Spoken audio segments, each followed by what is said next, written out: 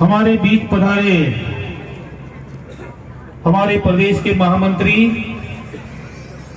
सम्मानित भजन लाल जी शर्मा, सम्मानित मंच और यहाँ जोश और आक्रोश से भरे हुए सभी मेरे सम्मानित कार्यकर्ता साथियों और मेरी बहनें, ये भाई साहब बार बार कहते हैं ना, कांग्रेस को उखाड़ के फेंक देना है। अभी पुष्प जी भाई साहब ने कहा था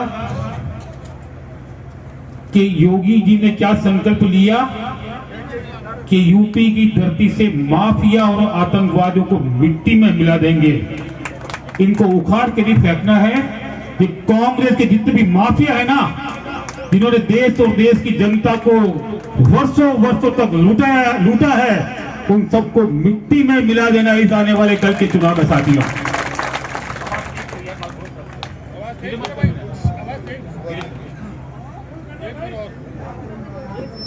और मिट्टी में क्यों मिलाना है पता है ना? शासन देखा इनका आपने, और कितना भ्रष्टाचार, कितना भ्रष्टाचार, कितना भ्रष्टाचार। किसी अधिकारी को पूछ लेना, किसी कर्मचारी को पूछ लेना, सारे गवाही दे देंगे कि उनकी पोस्टिंग हुई है ना तो पैसे दिए तब कहीं जाकर इच्छित जगह मिली है, और उसके चलते क्या करता है वो, जो पैसे उसने सरकार के अधिकारियों को, मंत्रियों को दिए ना, काम होता है आपका तो जबरन आपसे वसूली करते हैं। इतना भ्रष्टाचार राजस्थान की इस धरती पर हुआ है साथियों। और कितना व्यभिचार, दुष्कर्म की जितनी घटनाएं राजस्थान की धरती पर इन 5-4.5 सालों में हुई है, शर्म आती है हमको कि हमारा गौरवशाली राजस्थान कांग्रेस के शासन में किस प्रकार कलंकित हो गया। और प्रदेश का मंत्री है ना, कितना बेशर्मी से विधानसभा के अंदर स्टेटमेंट देता है कि यहां बलात्कार या दुष्कर्म इसलिए होते हैं कि राजस्थान मर्दों का प्रदेश है। जिस राजस्थान के मर्दों ने इस हिंदुत्व को जिंदा रखा, इस गौरव को जिंदा रखा, उसको भी व्यभिचारी बनाने का काम इन कांग्रेस के मंत्रियों ने किया साथियों। और कैसी कैसी घटनाएं होगी राजस्थान में, जिक्र किया था शोभा जी ने, जिक्र किया लक्ष्मी जी ने, छोटी सी भी बच्चों के साथ तक भी ना दुष्कर्म की एक नहीं अनेक घटनाएं। और कितना अनाचार देखो आप, अनाचार भी कम नहीं। हमारा कोई धार्मिक जुलूस होता है, पाबंदियों का पन्ना हमको पकड़ा देते हैं कि ये पाबंदियां आपको करनी पड़ेगी।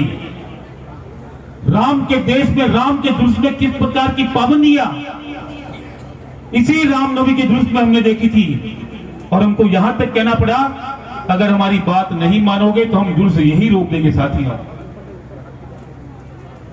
अनाचार की एक नहीं अनेकों घटनाएं, चाहे कन्हैयालाल के साथ हुई हो तो कितना हमको पीड़ा देती है वो घटना कि छोटी सी बात को लेकर किसी का खुलेआम गला काट दिया जाता है। ये इतना दुस्साहस क्यों बढ़ा? क्योंकि उनको पता था कि ये जो वर्तमान सरकार है कांग्रेस की, ये हमारे विरुद्ध में कुछ करने वाली नहीं है, चाहे जो कर दो, एक खौफ पैदा कर दो। उनके मन में सरकार का कोई खौफ नहीं, प्रदेश की जनता के मन में किस प्रकार का खौफ पैदा कर दिया इस अनाचार के कारण, इसके हम गवाह साथियों। और कितना अत्याचार देखो आप। कल्पना के बाहर घटना होती है जोधपुर में, एक पक्ष की कोई गलती नहीं, एक तरफा सारा का सारा बदमाशी, एक तरफा पथराव होता है।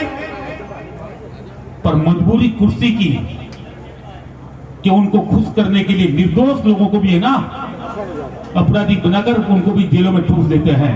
चाहे टोंक में होता है, चाहे अलवर में होता है, घर में बैठे लोगों को भी एक बैलेंस, संतुलन बनाने के लिए अपराधी बनाकर उनको भी इस प्रकार का व्यवहार, उनसे व्यवहार किया गया जो अपराधियों के साथ होता है साथियों। साथ ही सरकार के अत्याचार हमने देखे हैं। ये रोहित की जनता गवाह इस बात की, यहाँ मौजूद है बहुत सारे लोग। पिछली बार पानी का कितना बड़ा संकट और सरकार की ओर से क्या किया गया इस संकट के दौरान? अगर हम काम नहीं करते ना तो एक लोटा पाने के लिए भी है ना वहां के लोगों को मजबूर होना पड़ जाता। इतनी बड़ी अनदेखी की है। और माननीय मुख्यमंत्री जी कहते हैं कि मैं जोधपुर का हूं, पाली का पड़ोसी हूं, इस नाते मेरा फर्ज बनता है कि पाली को कुछ दूं, पर पाली को क्या दिया आज तक? अरे पिछली बार आपने घोषणा की थी विधानसभा के अंदर, इस बजट में नहीं, पिछले बजट में, कि जोधपुर से लेकर रोहित तक पाइपलाइन बिछाएंगे। 1 साल 2 महीना हो गया, 1 साल 2 महीना, अब तक काम चालू नहीं हुआ। कब पाइपलाइन बिछाओगे आप? और आपकी पुरानी पाइपलाइन थी ना, धोखा देते रहे, झांसा देते रहे और 6 महीने तक रिपेयरिंग का नाटक करते रहे कि किसी प्रकार वक्त निकल जाए। साथियों, इससे बड़ा अत्याचार किसी सरकार का जनता के प्रति हो नहीं सकता। कि लंपी बीमारी आई थी, क्या किया गाय के लिए आपने? हम सारे एमएलए ने 10-10 लाख की राशि इस लंपी बीमारी की दवाई के लिए विधायक कोष से सरकार को दी थी और लंपी जाने तक भी वो दवाई नहीं खरीदी गई और वो सारा का सारा पैसा भ्रष्टाचार में, गौ माता को बचाने की बजाय भ्रष्टाचार में दे दिया। इससे बड़ी शर्मनाक बात कोई हो नहीं सकती। ये बात करते हैं कोरोना काल की। और आप गवाह, कोरोना काल में कौन काम कर रहा था? हमारा बीजेपी का वर्कर अस्पताल के बाहर काम कर रहा था। इन्होंने क्या काम किया, इनकी अव्यवस्था कितनी थी, उसका गवाह मैं हूं। और बाद में किया क्या? घोषणा इनकी कि जो कोरोना से मरा है ना उसके परिवार को आर्थिक सहायता देंगे। आज भी हजारों व्यक्ति मिल जाएंगे आपको जिनकी कोरोना की वजह से मृत्यु हुई, पर उनके परिवार को किसी प्रकार की कोई सहायता राशि नहीं दी। साथियों, अरे वादा करते ना दुनिया भर के, करते ना घोषणा दुनिया भर की। ये महिला है ना इस बात की गवाह है। पिछले बजट में माननीय मुख्यमंत्री जी ने घोषणा की थी कि हम प्रदेश की महिलाओं को मोबाइल देंगे। मोबाइल 1 साल 2 महीना हो गया, 1 साल 2 महीने बहनों के साथ धोखा किया। पहले बजट में मुख्यमंत्री जी ने घोषणा की थी, पहले बजट में, उनका 5वां बजट आ गया कि मैं प्रदेश की बेटियों को उनकी शादी पर कन्यादान के रूप में 51,000 की राशि दूंगा। 5 साल में एक भी बच्ची को, तो पहले की योजना चली थी उसकी बात छोड़ दो आप, तो पहले की योजना चली थी उसकी बात छोड़ दो। हथलेवा के नाम पर, कन्यादान के नाम पर एक भी बच्ची को पैसा नहीं दिया। और मैं विधानसभा में 3 बार लगातार उनकी इसी घोषणा को लेकर उनको याद दिलाता रहा कि कम से कम बेटियों के साथ तो आप ऐसा व्यवहार मत करो कि आपकी को घोषणा है ना, उसके बाद बेटी को पैसा नहीं मिले। हमारे संस्कारों के विरुद्ध है, हमारे धर्म के विरुद्ध है ये।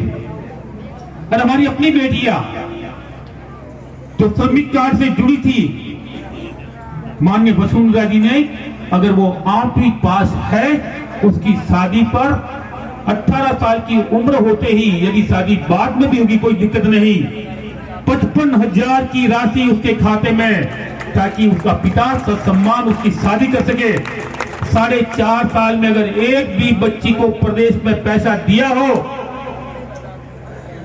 मैं चुनौती देता हूं सरकार को कि एक नाम पेश कर दे, वरना मैं कहता हूं कि जब वसुंधरा जी मुख्यमंत्री थी, हमने रोहित क्षेत्र की हजारों बच्चियों को यहां बैठे वाले गवाह है कि उनको पैसा दिया। और इससे बड़ी शर्मनाक बात यह है कि हमारे काल में जिसको पैसा दिया ना,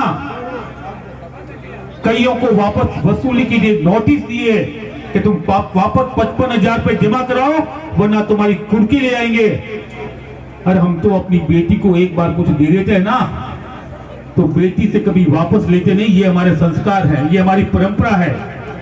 उसको भी शर्मसार कर दिया, हमारे संस्कारों को शर्मसार कर दिया सरकार ने, हमारी परंपरा को शर्मसार कर दिया कि वापस पैसे मांगे उससे।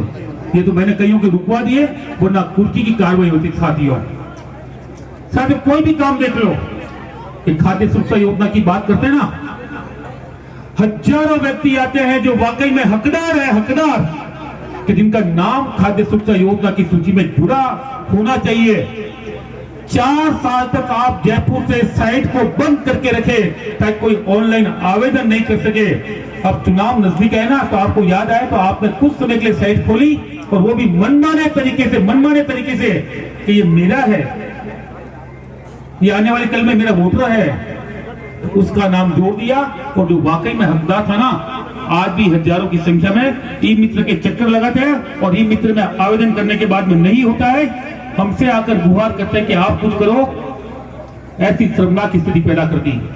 और शर्मनाक बात करूं आपको, कोरोना काल के दौरान देश के यशस्वी प्रधानमंत्री ने सभी राज्य सरकारों को खुली छूट दी कि जिन परिवारों के नाम खाद्य सुरक्षा योजना में नहीं जुड़े हुए हैं और उनको मदद की आवश्यकता है, तो वो सूची बनाकर भारत सरकार के पास भिजवा दें। उन सबको भी हम प्रति व्यक्ति प्रति माह 5 किलो गेहूं देंगे।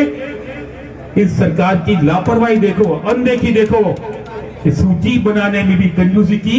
हजारों ऐसे परिवार, पाली जिले की बात कर रहा हूं मैं, राजस्थान में लाखों होंगे, हजारों ऐसे परिवार, हजारों परिवार जो पात्रता रखते थे इसका लाभ लेने का, उनका नाम नहीं जोड़ा गया, उनको वंचित रखा, और बाद में आज तक उनको कभी गेहूं नहीं मिला। साथ इस सरकार के जो कारनामे देखेंगे ना, अभी लगा रही ना महंगाई राइस राहत शिविर, कैसा नाटक, कैसी नौटंकी। माननीय मुख्यमंत्री जी जादूगर है, मैं मानता हूं, जादूगर सिर्फ आंख का धोखा होता है, पता है ना, सच्चाई कुछ नहीं होती उसमें। भ्रमित करते हैं, धोखा देते हैं, और मिलता कुछ नहीं, बाद में अंगूठा मिलता है। जब जाते ना बाहर लौट के तो कुछ नहीं मिलता। अरे तुम्हारे मन में वाकई में है ना दर्द है गरीब के प्रति, तो आपको शासन दिए जनता को ने 4.5 साल हो गए भाई, आपकी नींद पहले क्यों नहीं खुली? इस जनता की याद आपको पहले क्यों नहीं आई? अब चुनाव आए ना, तो आपको पता है कि जनता हमको मिट्टी में मिलाने वाली है, इसलिए हो सकता है कुछ न कुछ इनके लिए कर दो, ताकि कुछ तो शर्मनाक हार से बच जाए। हम ये कितना भी प्रयास कर लें। और बात करते हैं महंगाई की, पता है आपको देश में सबसे ज्यादा महंगा डीजल पेट्रोल यदि कहीं है ना, वो राजस्थान है, जहां सबसे महंगा डीजल, सबसे महंगा पेट्रोल। और आज से 2 साल पहले, 1.5 साल पहले देश के यशस्वी प्रधानमंत्री ने महंगाई को रोकने के लिए केंद्र सरकार की ओर से जो जीएसटी थी उसको कम किया, और प्रत्येक राज्य सरकार को भी यह आग्रह किया कि आप भी अपने यहां का वेट कम करो। देश में जितनी राज्य सरकारें सबने वेट कम